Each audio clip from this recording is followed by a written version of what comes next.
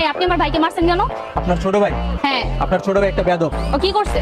কি বেয়াদবি করছে মানে? ও রাস্তাঘাটে বেয়াদবি করে। ও যা ইচ্ছা তা করছে, আপনি আমার কাছে বিচার দিতেন। আপনারা বলেন এখন কি হয়েছে?